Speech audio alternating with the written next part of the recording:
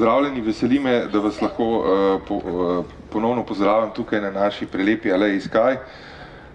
Kot je Andreja povedala, bomo imeli v času poletja največji trampolin, pozor, še enkrat na svetu. Zakaj smo se za to odločili? Odločili smo se zato, ker Aleja je pač nekaj posebnega in zdaj, če imamo že ne nazadnje nagrado za najboljši center na svetu, lahko delamo tudi kakšne take stvari, ki jih drugi ne.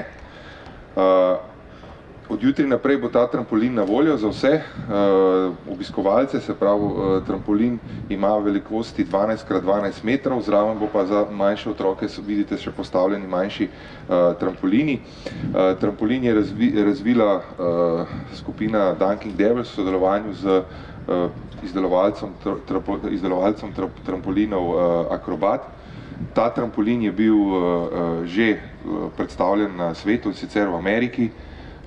Tudi enega leto nazaj je bil v Ljubljani, odbito na Ljubljanici čez Ljubljano postavljen, ampak nikjer pa ni toliko časa stal, ko bo tukaj stal. Mi planiramo, da bo bil čez celotno poletje tukaj, oziroma do, da rečem temu, začetka jeseni.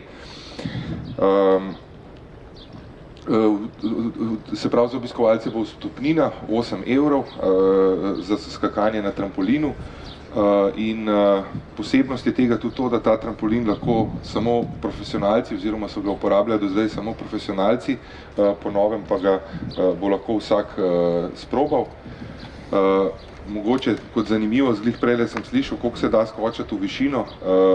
Če so seveda ta pravi gor, lahko skočiš 15 metrov v višino, tako da to je kar zdaj, če si pogledate, da tale naš rob tukaj je 3,50 m, pol greš kar visoko lahko čez. Ta drugo, kar je pa fajn, kar je bil pa cilj začetnik, ko smo se pogovarjali o tem, mi smo že v preteklosti razmišljali, da bi tle naredili neko izletno točko, ne vem, na nekih višini še plus 10 metrov, ki bi lahko imel pogled na okolje. Zdaj si lahko tle z tem trampolinom pogledaš okoli hribe, res lepo, ko skočeš, še malja akcija vmes, ko se dogaja, tako da je zelo, zelo zanimivo. Za zaključek bi mogoče še enkrat poudaril pa povabil, da na Aleji Skaj se dogaja skozi celotno poletje, skoraj vsak dan. Ob sredah imamo kina, zdaj smo imeli že kino tale Maverick, včeraj je bil Jurski svet, in imamo to vsako sredo. Ob četrtkih imamo koncerte na prostem, kjer je bil Pero Lovšin je začel, zdaj imamo oziroma danes imamo skupino Bebop. Petki so rezervirani za salso oziroma ritme skupaj z DJ-jem.